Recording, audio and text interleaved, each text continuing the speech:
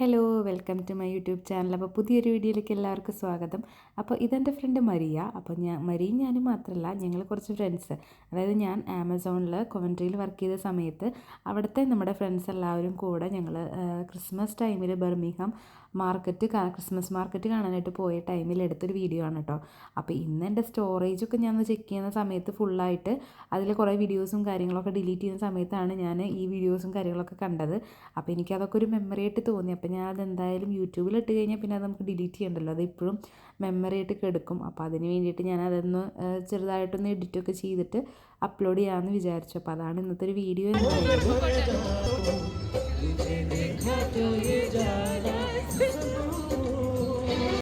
നമ്മൾ ഈ ഫ്രണ്ട്സിൻ്റെയൊക്കെ കൂടിയിട്ട് നമ്മൾ എവിടേക്കെങ്കിലുമൊക്കെ പുറത്തേക്ക് പോവുക, അല്ലെങ്കിൽ ഫാമിലി ഇല്ലാതെ നമ്മൾ അവരുടെ കൂടെ മാത്രം സ്പെൻഡ് ചെയ്യുന്ന ടൈം എന്ന് പറയുന്നത് അങ്ങനെയാണല്ലോ.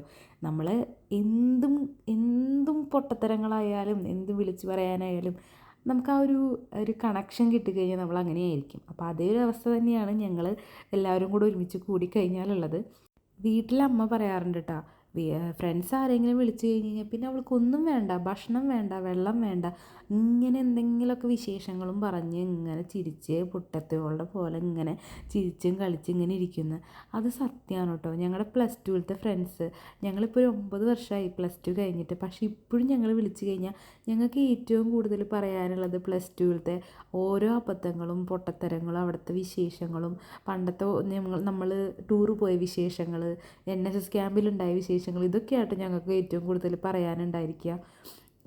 അതൊരു കണക്ഷൻ തന്നെയാണ് കേട്ടോ. അപ്പോൾ അതുപോലെ തന്നെയാണ് എനിക്ക് ഇവിടെ വന്നപ്പോഴും എനിക്ക് എൻ്റെ ഈ ഫ്രണ്ട്സായിട്ടും ഒരു കണക്ഷൻ എന്ന് പറയുന്നത് കേട്ടോ. ഞങ്ങൾ തമ്മിൽ സംസാരിക്കുക, ഇവിടുത്തെ ബുദ്ധിമുട്ടോ അല്ലെങ്കിൽ പൈസയുടെ കാര്യങ്ങളോ ടെൻഷനോ വിസിയോ അങ്ങനത്തെ ഒന്നല്ല ഞങ്ങൾ ഏറ്റവും കൂടുതൽ സംസാരിക്കുക. ഇതുപോലെ ഞങ്ങൾ ആമസോണിൽ ഒപ്പിക്കുന്ന ഓരോരോ മണ്ടത്തരങ്ങളും വിശേഷങ്ങളും, പിന്നെ ഓരോരുത്തർ, ഞാനൊരു ഇൻസ്റ്റയിൽ കണ്ടിട്ടുള്ള റീലാണ്, നമ്മളിങ്ങനെ ഫ്രണ്ട്സ് കൂടുതൽ കമ്പനി ആകുന്നത് അല്ലെങ്കിൽ കണക്ഷൻ ആകുന്നത് ഓരോരുത്തരും അങ്ങോട്ടും ഇങ്ങോട്ടും കളിയാക്കിയിട്ടാണെന്ന്. അത് കറക്റ്റാണ്.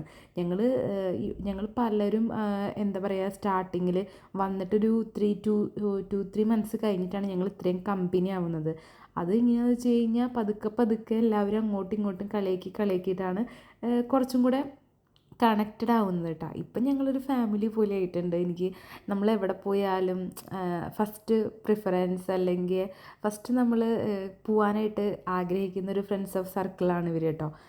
അപ്പോൾ എനിവേ ബർമിംഗ്ഹാം ക്രിസ്മസ് മാർക്കറ്റിനെ കുറിച്ചിട്ട് പറയുകയാണെങ്കിൽ അവിടെ വളരെ മനോഹരമായിട്ട് വലിയൊരു വലിപ്പത്തിലൊരു ട്രീ ഉണ്ട് കേട്ടോ.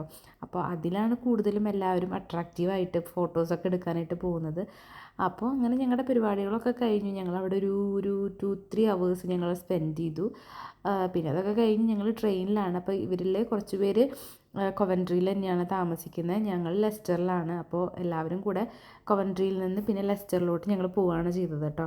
അപ്പോൾ ഞങ്ങളുടെ കൂടെ പറയാൻ മറന്നുപോയി, ഞങ്ങളുടെ കൂടെ ഒരു നേപ്പാളി ഫ്രണ്ട് ഉണ്ടായിരുന്നു, ഒരു ചൈന ഫ്രണ്ട് ഉണ്ടായിരുന്നു, സിമ്രാനും ജിയും.